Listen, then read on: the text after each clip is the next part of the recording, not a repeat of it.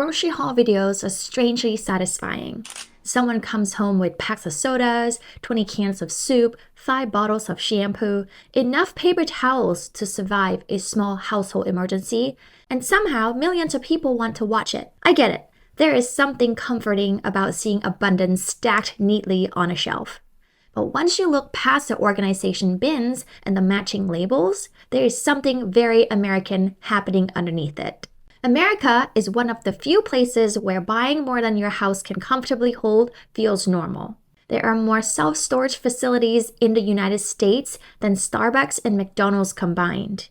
And the industry brings in over $40 billion a year. When I moved here from Thailand, I had never heard of a storage unit. Where I grew up, you owned what fit in your home. That was it.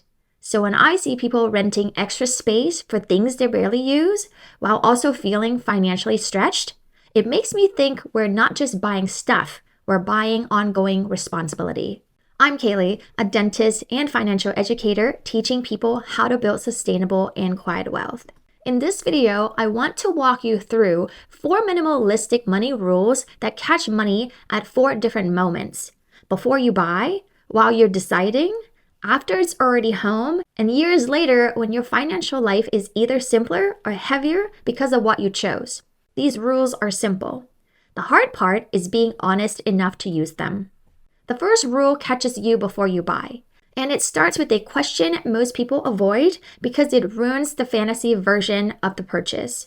It's not, can I afford this? That question is too easy to manipulate. The better question is, how many times am I actually going to use this? Not the motivated version of you, the real version of you. The one who comes home tired on a random Wednesday and wants the easiest option available.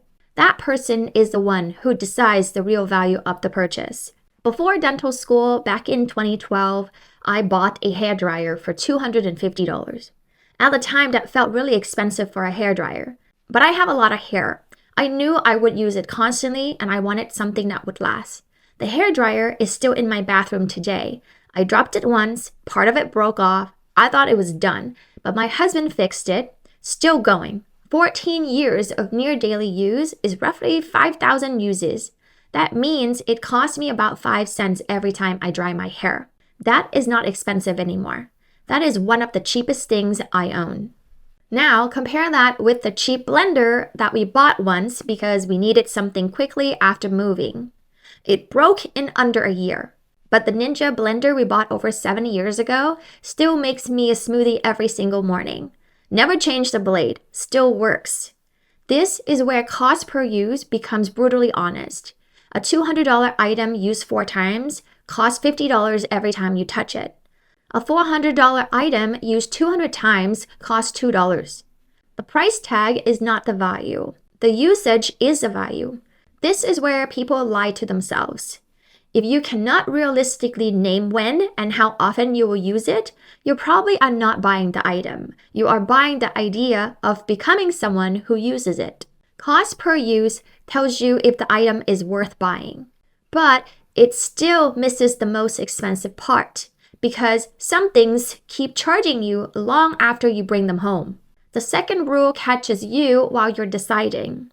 And I learned this one during a renovation in the most annoying way possible. When we renovated our second home, we had to move everything out within a week. Most of it went into our shed that we built on the property. We lived out of a suitcase in a spare bedroom for almost a year. At first I thought, okay, when this is done, we'll bring everything back. But then something weird happened. We didn't miss most of it. Not for a week, not for a month, for almost another year. And that was the moment I realized the purchase price is only the first cost. The second cost is what follows you home. Everything costs twice. The first cost is the money you pay at checkout. The second cost is storage, maintenance, cleaning, insurance, repair, attention, and the mental weight of managing it. A more expensive car does not just cost more once. Insurance is higher, maintenance costs more, tires cost more, repair costs more. A bigger home does not just mean a bigger mortgage. Property taxes scale with value. Maintenance often runs 1 to 2% of the home value every year. on an $800,000 home that can be thousands of dollars a year just to keep the house functioning. Even clothing has a second cost. Certain fabrics need dry cleaning. Suddenly, that $400 piece is not $400 anymore. It is $400 plus years of extra care. And then there is a cost nobody sees. Your unused stuff holds money hostage. If $10,000 is sitting in things you barely use, that is not just $10,000 gone. That is also the future growth that money could have had if it had been invested instead. This is not financial advice, just the way I personally think about opportunity cost. At a hypothetical 10% annual return, $10,000 could grow to around $26,000 over 10 years. So the real question is not, can I buy this? The better question is, do I want to keep paying for this in space, attention, care, and missed opportunity? If the answer is yes, enjoy it. If the answer is no, the decision is already made. And here's where it gets sneaky. Even after you buy the right thing, marketing will still try to convince you it is no longer enough. The third rule catches you after something is already bought. Never upgrade out of boredom. My iPad is about 5 years old, my MacBook is around 6 to 7 years old, and my iPhone is 4 years old. That 14-year-old hairdryer is still in my bathroom. None of them are new, but all of them still work. And this is important because a lot of spending does not come from need. It comes from restlessness. A newer version exists, so suddenly the old version feels worse. But the object did not change, your attention did. Psychologists call this hedonic adaptation, which is the tendency to return to your normal level of satisfaction after something new enters your life. The new phone feels exciting for a little while, then it becomes your phone. The new car smells amazing for a few weeks, then it becomes a thing that drives you to Costco. The upgraded laptop feels powerful at first, then you open the same tabs, answer the same emails, and watch the same YouTube videos. This is the part marketing understands better than we do. It does not always sell solution. Sometimes it sells the feeling of becoming new for a few minutes. The rule I use is simple. No new hangers. If I buy a piece of clothing, something has to leave first. I am not buying more hangers. So anything new has to replace something old. A shirt with a stain that will not come out, a device that generally cannot do what I need, shoes that are worn down. These are real replacement reasons. But boredom is not a replacement reason. A newer model is not a replacement reason. A sale is not a replacement reason. Everything else is marketing solving a problem I do not actually have. And this last one matters because clutter is not always physical. Sometimes it sits inside your portfolio. The fourth rule is a long game. Own simple and hold. The same instinct that makes people overbuy stuff also makes them overcomplicate investing. More options feel safer. More accounts feel smarter. More strategies feel more advanced. But sometimes complexity just gives you more chances to interfere. For me, minimalist investing means broad, low-cost, diversified funds. Something like a simple US index fund, international exposure, and bonds, depending on your age, goals, and risk tolerance. This is not a financial advice by any means, it's just a framework I personally use. The point is not that everyone needs the exact same portfolio. The point is that wealth often comes from owning good enough things for a long enough time without constantly interrupting the process.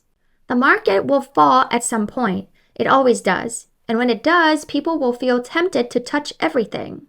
But touching everything is often what turns a temporary decline into a permanent mistake. I started investing in my early 30s, later than I should have. And the thing I wish someone had told me earlier is that building wealth does not require a complicated personality. It requires repetition. Spend less than you make. Keep the difference. Put that difference somewhere productive. Avoid lifestyle clutter. Avoid portfolio clutter. Avoid emotional decisions that feel urgent for 10 minutes but cost you for 10 years. That is not an exciting advice, but a lot of adult wealth is built from boring decisions repeated long enough that they stop looking boring. The older I get, the less I need. I wear the same sweatpants at home all the time. I rotate through a few shirts for sleep. One of them is a tie-dye shirt I made at my niece's birthday party. It did not come from some expensive store. It cost me basically nothing, and I wear it constantly.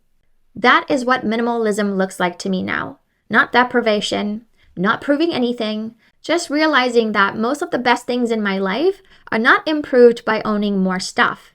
Before you buy, calculate cost per use. While you're deciding, remember the second cost. After it's home, don't upgrade out of boredom. And long term, own simple things and give them time. Once you start thinking this way, you stop asking, can I afford this? And start asking a better question. Do I actually want this thing in my life? That question saves money, and it also gives you something more valuable. It gives you your attention back, and I think that's the part most people underestimate. Thank you for watching. Take care of yourself, and I'll see you in the next video.